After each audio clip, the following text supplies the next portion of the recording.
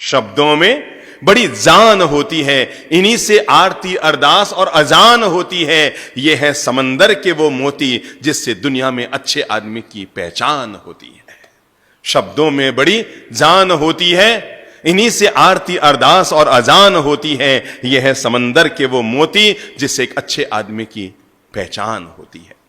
अपनी बात आगे बढ़ाऊं इससे पहले एक बड़ी प्यारी सी घटना कहकर मैं बात को आगे बढ़ा रहा हूं। कहते हैं एक वयोवृद्ध संत बीच सड़क पर बैठे थे और बैठे बैठे भगवान का भजन कर रहे थे, सड़क के बीचों बीच। घटना थोड़ी पुरानी है। कहते हैं उस नगर के राजा की सवारी उधर से गुजर रही थी, और जब राजा की सवारी उधर से गुजर रही थी तो बिल्कुल आगे आगे जो सफाई कर्मी चल रहे थे, उन्होंने चिल्लाते हुए कहा, अबे ओए बाबा हट यहां से, राजा की सवारी आने वाली है, तू सड़क पर बैठा है, उठता है कि झाड़ू की टिकाए। बाबा ने तो कोई जवाब दिया ही नहीं। महाराज तो अपने बैठे रहे और वो सफाई कर्मी उन्हें डांटते हुए, उनके प्रति अपशब्दों का प्रयोग करते हुए आगे निकल गए। और सफाई कर्मियों को आगे जाते हुए देखकर बूढ़े संत के मुंह से निकल पड़ा, ओ तभी तो। वो सफाई कर्मी आगे बढ़े, उसके पीछे सिपाही आए और उन्होंने भी लठ मार की भाषा में कहा, बाबा उठ जाओ, पीछे राजा की सवारी आ रही है, अरे पकड़ लेंगे तुम्हें और जेल में डाल देंगे, कारागार में डाल देंगे। महाराज उठ जाओ, यहां से उठ जाओ, नहीं तो जूते पड़ेंगे, जूते। वो भी आगे चले गए और उन्हें देखकर फिर उस वयोवृद्ध संत के मुंह से निकल पड़ा, ओ तभी तो। थोड़ी देर में राजा की सवारी आती हुई नजर आई।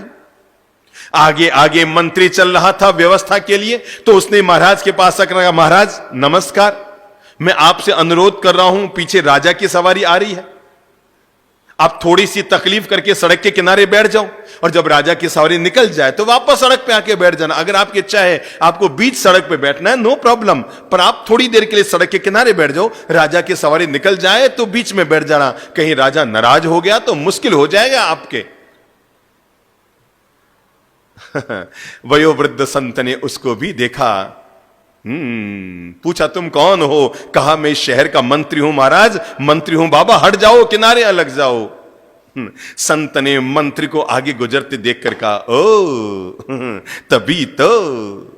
मंत्री चौंका, ये तभी तो क्या होता है? इतने में राजा की सवारी आ गई। मंत्री ने राजा से कहा, राजन क्षमा करें, हमने इस संत को, वयोवृद्ध संत को 5 बार समझा दिया, हमारे सफाई कर्मियों ने समझा दिया, हमारे सिपाहियों ने समझा दिया, मैंने समझा दिया, ये खिसकने का नाम नहीं ले रहा है, और जो बोले उसको एक ही जवाब दे रहा है, तभी तो तभी तो तभी तो तभी तो। महाराज समझ में नहीं आ रहा है।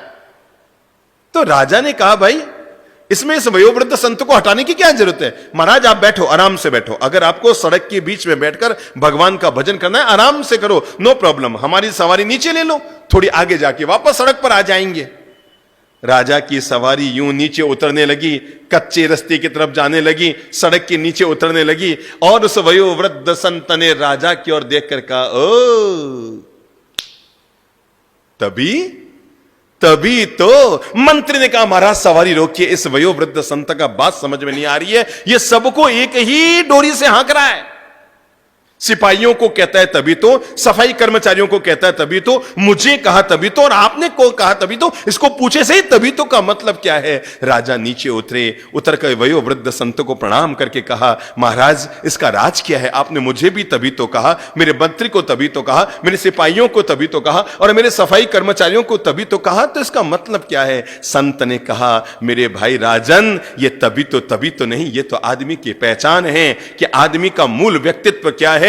तुम्हारे सफाई कर्मचारियों को बोलना नहीं आता था, आते ही हो हल्ला चीख चिल्लाहट करने लगे, मुझे कहने लगा उठो यहां से, भगो यहां से। मैं समझ गया इनको बोलना नहीं आता, तभी तो ये जीवन में आगे नहीं बढ़ पाए, केवल यहीं के यहीं रह गए महाराज। और आपके सिपाही आए, वो भी चिल्लाते हुए बोल रहे थे, मुझे तब महसूस हुआ आखिर ये लोग जीवन में आगे क्यों नहीं बढ़ पाए, क्योंकि इनको बोलना नहीं आता। लेकिन मंत्री ने आकर हाथ जोड़कर कहा, महाराज किनारे बैठ जाओ, मैं समझ गया इसको अदब से बोलना आता है, तभी तो इसको ईश्वर ने मंत्री बनाया। लेकिन महाराज